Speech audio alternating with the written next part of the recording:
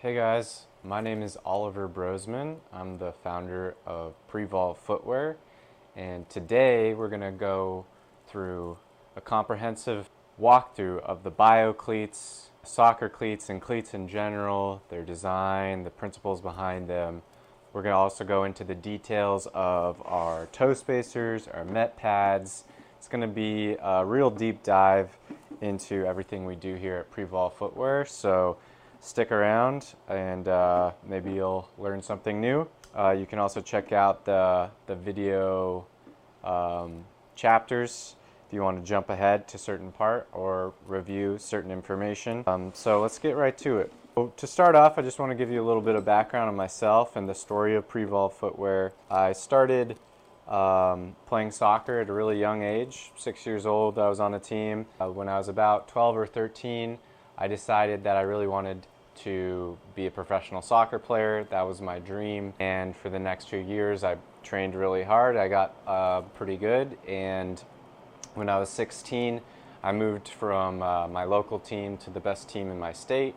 But it was around this time when my knees started hurting. I developed patellar tendonitis, and I ended up actually having surgery on both my knees at 16 years old. I was out for about a year, and so really this journey all started with this desire to be, the best soccer player I could be, but really being stopped by these obstacles, by these injuries. It wasn't too far after those surgeries, that I found this book called Born to Run, and I found that when I ran barefoot, I didn't have the knee pain, or when I wore minimalist shoes, I didn't have the knee pain. So I started looking at my cleats and thinking, why is it that whenever I play soccer, I have this extreme knee pain? I actually have, a typical cleat here, the Puma Ultra, and I started looking at cleats and wondering, about some of the design. And one thing that you see really common on almost any cleat, whether it's soccer cleats, football cleats, lacrosse, whatever, is you have this really rigid midfoot, and this makes it so you can't bend the shoe in the middle towards your arch. That's done for a few reasons. I mean, it makes the shoe more cohesive in the sense that if you have traction on the bottom, it's stabilizing from front to back. But what it limits is the natural compression and expansion of your arch. And your arch, it turns out, is one of the key structures in your foot that allows you to absorb impact. I found that actually just shaving down the arch of some of my typical cleats, that I would get a little bit more foot activation, and I wouldn't have quite as much knee pain when I played. So that's kind of how things started. And around that time, I also found an article about 3D printing and about how that could be the future of manufacturing. This was all the way back in like 2010. So the ideas kind of merged together in my mind, and that's really what started my journey towards designing a custom fit minimalist soccer cleat. You can see there's some prototypes in front of me, but basically I had no idea what I was doing and what I was getting myself into when I started. Shoes are a really tricky product to create because you're dealing with a lot of force, a lot of abrasion, while still wanting to have something that's comfortable, that's soft, that's light. So there's all these trade-offs that occur when you're trying to make a shoe product, especially one that's built for athletics, for performance. Well, we've probably gone through hundreds of iterations now of different designs. We've gone through thousands of hours of testing, and I'm happy to say that now the product has gotten to a point where I believe it's better for your body, better for you than anything else that you could find on the market right now. It's the only cleat you can really buy that is fully custom fit to your feet. So we're going to go into some reasons of why I think custom fit is good, and why these principles of minimalist design are good for your body. So let's back up and let's look at this cleat one more time.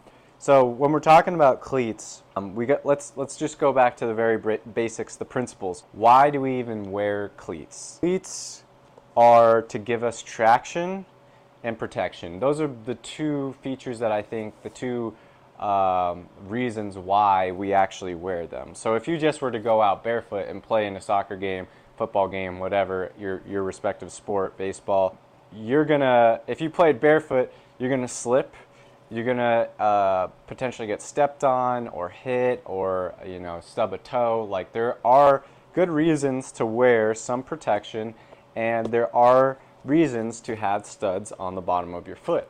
We're gonna always come back to those two core principles. What we're trying to do when we make a cleat is to give ourselves traction and to give ourselves protection. And so traditional cleats, they do that, right? They do fulfill that purpose. The issue is that when they're doing this, often they're not considering the effect that the shoe has on the underlying structure, on your foot.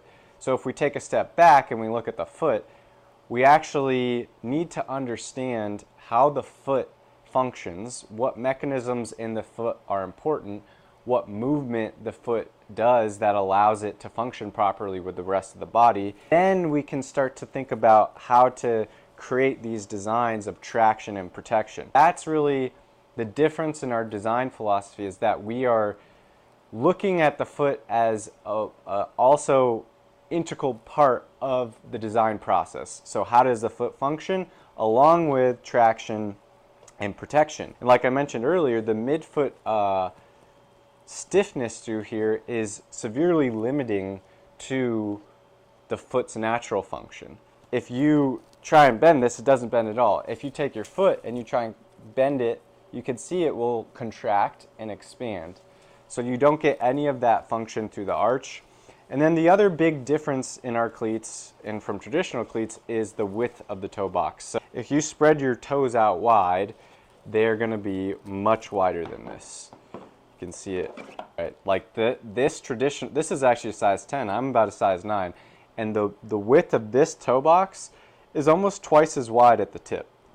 Again, there are reasons why cleat companies do this. If your foot is spread out and you take a big cut, inside the cleat, it's going to squish and slide over. So it's going to slide inside the toe box if you have this much width. And that's why they make it so narrow, is so that you're not sliding around. So one of our key reasons for having the cleats is for the traction. If you slide in your cleat, then you're basically just passing on the problem to your foot and the shoe. There's a slipping problem, right? So you need to be really locked inside the shoe so your foot doesn't slip around. That's where toe spacers come in.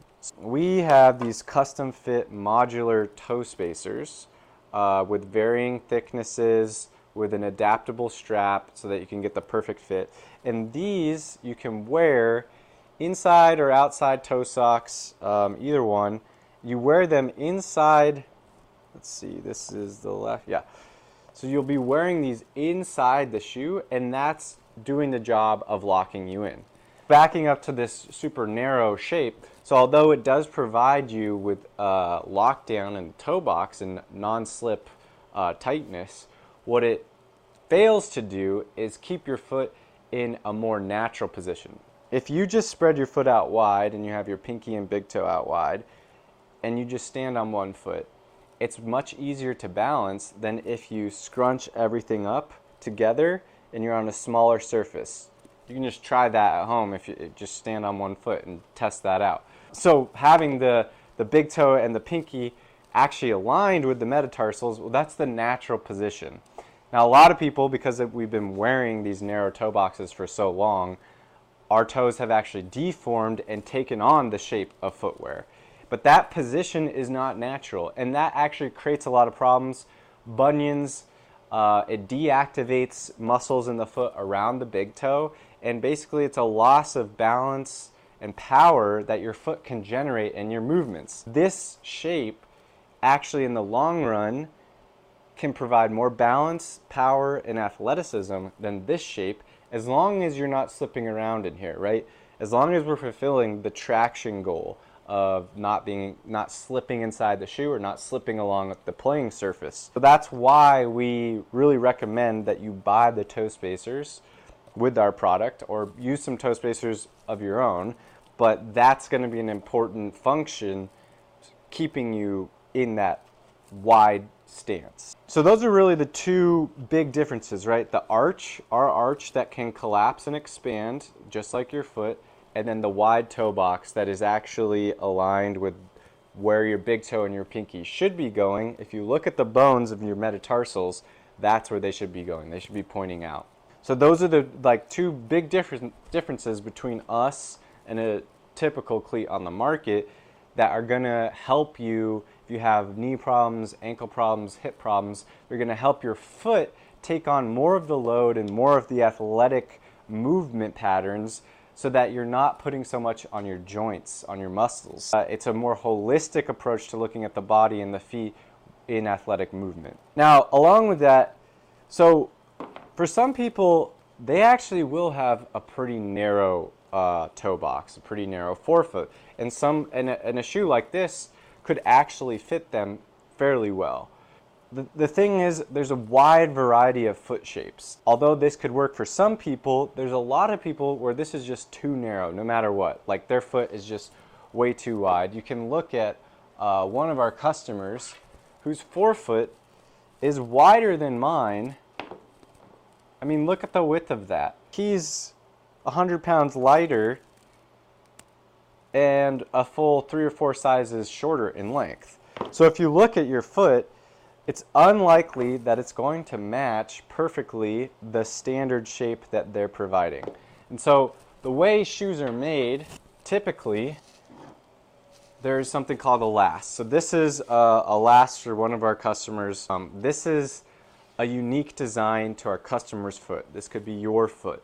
This will be completely shaped around the 3D scan that you give us, and then we'll be mapping your toe structures, creating a toe box that perfectly fits your toes, creating different width to the heel, creating different heights to the collar based on your ankle heights.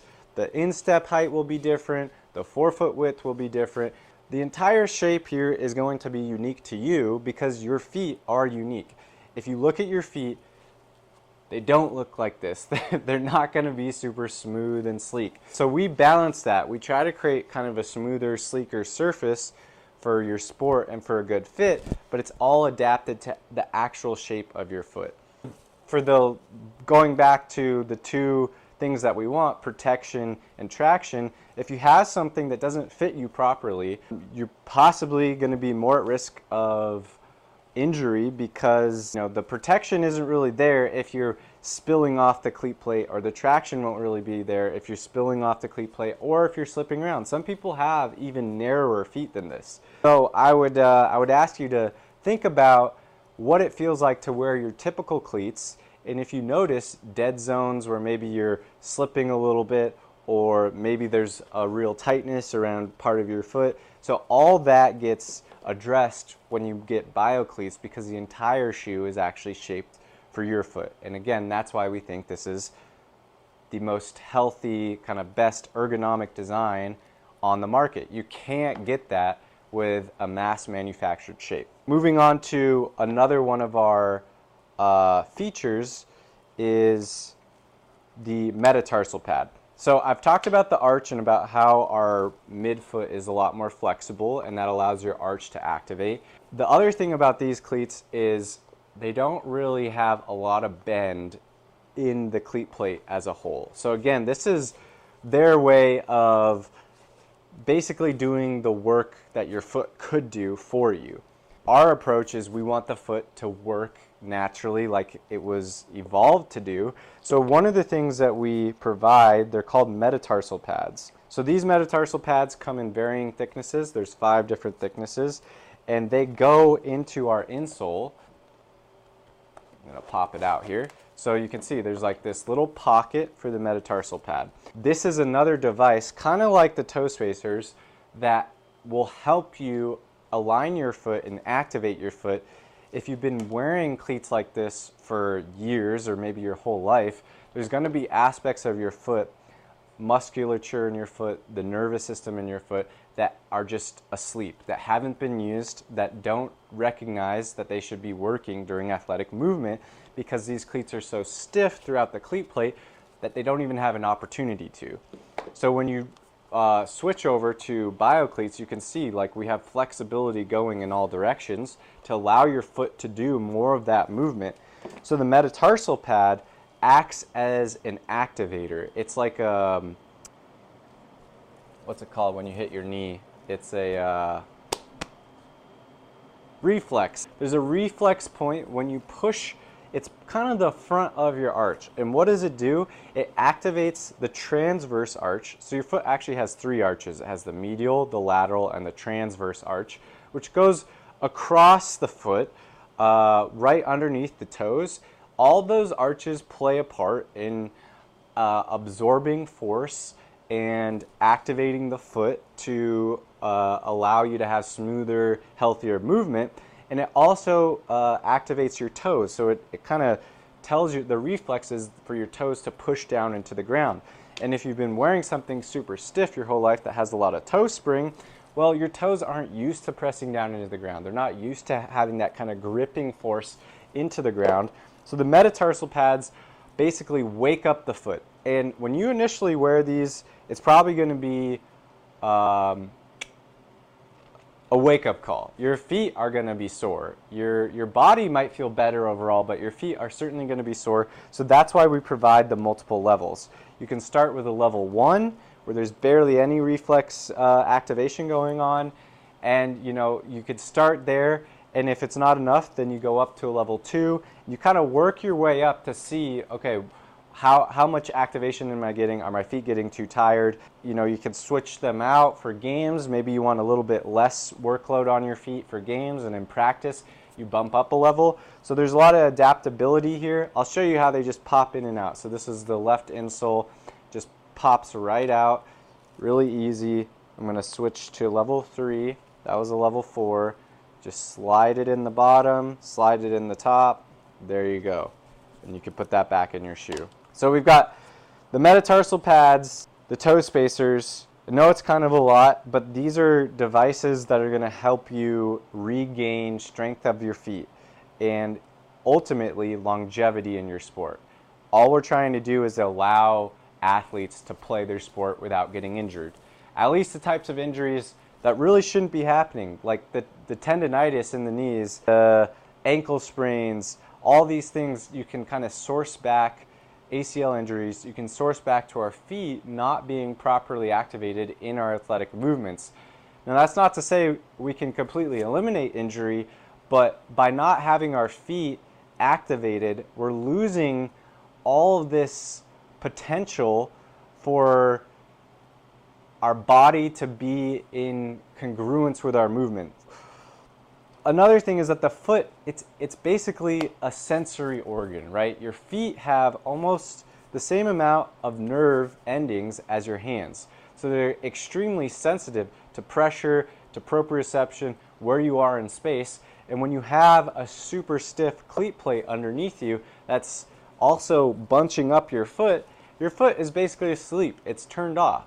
So it doesn't actually know where you are in space. It doesn't know how to make the intrinsic movements to help you take weight off your knees, to take weight off your ankles. So by having a more flexible cleat plate that's more natural, that's shaped like your foot, that has a wide toe box, now your feet can wake up. Now they can be part of your movement. Now you can feel the ground beneath your feet while you're playing your sport. Ultimately, this is just getting back to what it's like to move like a human being. We've been in these super tight, shaped cleats that don't really allow us to use our natural ability as humans. So we're just going back to the basics. But if you've been wearing this your whole life, you do have to take it slow. With the Metpads and the toe spacers, just start out at a level where you're getting that work. You can feel it after the game, after your practice. Oh, my feet are working, my feet are tired. That's a good sign. But you can overdo it. These muscles in your feet, they're like any other muscle in your body. If you went to the gym and you started working out bench press, you wouldn't start with 300 pounds. You'd start with the bar, you'd see how that feel. Maybe the next day you're a little bit sore, but you're like, okay, maybe I can go a little harder. You add on 10 pounds. It's the same thing with the toe spacers and the Metpads. You want to take your time, and even just the cleats in general because they're more flexible, even if you're not wearing the accessories. You want to take your time. just try them out. Do a practice, a light run, and then see the next day. Oftentimes too, your nervous system doesn't even understand what's going on initially. So you might feel fine during the practice, but the day after is when you'll really know if you've overdone it. So just gradually build up. Take your time. Go in slowly. Let's see, R1, left one. Let's look at the Metpads in a little more detail. So in the bottom is where you'll see the size. So it will say 2R would be size 2 for the right foot in my initials. Now the left is going to be the opposite, right? Like this is, it says 3L, so that's size 3 for the left. So that's how you know which one to put in and which size it is. Your Metpads will come with this travel box. So you get the 5 different sizes in the travel box. Close that up. Toe spacers, you're going to get 2 sizes of the full set. And this one says R1 with the arrow up. The arrow up is toes forward. It goes in like this. Let's see. All right. Yeah. So it'd go in like this, where you can see the symbol R1. And then size 2 is going to say R2. R2, actually every single spacer is going to be just a little bit bigger. And all of these toe spacers as well can be taken off the strap and switched out. So I'm just going to switch out this one. Now this one I could show you. So all of these toe spacers actually open up. So they're just kind of mirrored little sandwiches. And when you open them up, you can see which size it is. So this says pinky size 3R. So there's size 1, 2, and 3, 3 being the biggest. This 3, let's say I wasn't getting enough pinky splay, and I'm with the R1 right now, I could take out the pinky 1, I just did that earlier, and then I take the pinky size 3R, close it back up, and also notice that the lettering should be facing up, so I'm not putting it in upside down. So I grab the strap end, slide it in the top loops, pull it through, do the same for the bottom, pull it through, boom. Now I've just adjusted the pinky to a size 3. So that can be done for any of the spacers, right? You can take out the big toe, you can take out the middles, you can take out the pinky, and you'll get a size 3 big toe as a just separate single piece. So if you just want your big toe out, which is arguably the most important toe to have splayed because it's the one that can really generate power, then you can just have this single strap. But just like the others, you could take this strap out. Now I see big toe size 3R in the inside, so I know which size it is, and I could switch this out now with this spacer. So again, it comes in a travel box. I'm just gonna put these back in. The single strap has the nubs on the top. So this is like the adjustment for the size of your big toe. If you want it tighter or not as tight, you just pull this top strap and that gives you the proper fit on your toe. Just be patient with the loops. They can take a little time to push through. All right, we've got the big toe strapped again. So I'm just going to put that back in, close up the travel box. So there you go. You got your toe spacer box and your Metpad box. For me, it has my name, Oliver Brosman, Custom Fit Toe Spacers, designed November 14th, 2023, made in Seattle, Washington, Prevolve Footwear, and then the same thing with the Metpads. Okay, so the other thing about the cleats is that they are fully 3D printed. So the only part that is not 3D printed are the laces. So everything from the bottom to the last to the plate, the upper, everything on this is printed. It's made out of polyurethane. Even the glue is polyurethane based. So it's really just one material that we're using, but in varying durometers. Also, some of it is foaming. So that's something that I think a lot of people are kind of curious about, is that the interior is actually a 3D printed foam. And that's what allows us to make a fully custom fit product at this price point. So the pricing is based on the size. We have 5 different sizes, and then whether or not you choose the Metpads, and the toe spacers, those are optional. So I want to just show you the box here, the shoe box. So you're going to get your shoes in this shoe box. It has all the settings we used on the inside. On the outside, you can see the silhouette of your shoes. And then on the sides, it says custom fit shoe box, design date, and our return address. And then it also says, keep this box. It's your one-of-a-kind shoe box. Return your BioCleats when worn out or broken. Use this box to return your BioCleats and you will receive a 10% discount on new BioCleats. Now that's in addition to 20% discount if you're a return customer ordering the same type of cleats. New BioCleats will have all the new updates. What do we mean by that? I'll get to that. This reduces waste and helps improve performance. So because everything we make is 3D printed in-house, it allows us to make adaptations and to improve the design at a much faster rate than what you would see at the traditional shoe manufacturers. So they are working typically in 6 months to 12-month cycles to get out their new design. For us, as soon as we know that there's a better way or a better design, or we need to make a little tweak, all we have to do is change our algorithm and then the product gets updated. So when you buy the cleats and you get the shoe box, we want you to wear them for as long as they're comfortable, as long as they're working. And then if you send them back to us in this box, we get a chance to look at your shoes, to see where they wore down, to try and improve durability, fit. Maybe you send us an email with what you liked and what you didn't like. And then when you get your new pair, you'll get all the updated changes to the cleat. So we really want you to be part of this process to help us make a better product. And we think that our trajectory, is either we're already beyond this or we will be soon, because we have this ability to iterate so quickly.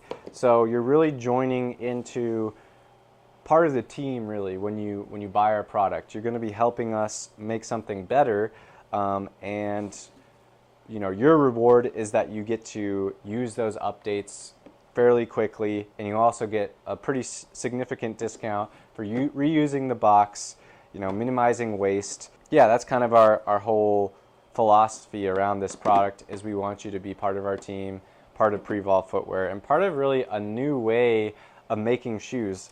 At the end of the day, they just throw this away, or you throw it away, and you get the next pair, which probably is just a different outer design. There's no real way to know if it's an improvement or not. I know in the past, I would always buy the cleat that worked for me, and then buy like 5 pairs because it felt like they were always going backwards with the new designs that they made, but that they're really just trying to sell you a product that looks a little bit different but really hasn't improved. So a couple things. Let's look at the weight. So I have a scale here. So the weight of this Ultra is 7 ounces, and the weight of the BioCleat is 10.7. We are definitely a bit heavier than this ultralight Puma boot. Part of that is because of the width, also the metatarsal pads, but it's something that we're actively working towards improving, right? We're trying to make a light performance boot that doesn't compromise on the durability. So we're kind of constantly tweaking things, trying new things out, new materials, and right now we offer a free replacement. We offer a free replacement if your shoe breaks down in less than 90 days or 50 hours of play. So you'll be able to just return it in the box. We get to look at what happened, and then we return it to you. You only get 1 free return per purchase, but that ensures that if something goes wrong, that we're gonna supply you with a better pair of shoes the next time. Additionally, if the fit or something is really off and it just doesn't feel right, then we'll definitely make you a new pair, or you can send them back and we'll try to finesse the design by using the last that we have in our possession to maybe add some space, maybe tighten things up a little bit depending on what the issue is. That's a lot of information. Feel free to go back to check out certain sections to understand them fully. We're really excited to be launching this product. I think it's the best iteration we've made yet. The foam is a different foam from last year. It's a bit softer, and it also doesn't, it's not as affected by heat and moisture, so it kind of holds up in high performance situations better. Overall, the shoe's more durable. A lot of the fit of the last has been slightly tweaked in the toe box to give you a tighter fit. Stud placement has been improved. Stud placement is something I didn't actually go over. So the thing about studs is you do want them to match up with the pressure points of your foot. When they don't, there's opportunity to have discomfort in the bottom of your foot and to reduce your power transfer, right? If the pressure point naturally of the ball of your foot is somewhere where this is flexing, it's going to create problems because the cleat is not harmonizing with the foot. Our stud placement is based on the foot scan along with actually mapping each individual toe to ensure that they are where they need to be, whether that's the ball of your foot, your big toe, your pinky toe, your lateral metatarsal, all that matches up so that when you're cutting, when you're shooting, when you're running hard, the cleats are actually underneath the bone structure like they should be. Alright guys, that's it for me. Once again, thanks for stopping by. This is Oliver Brosman explaining the BioCleats. Thanks. Have a good one.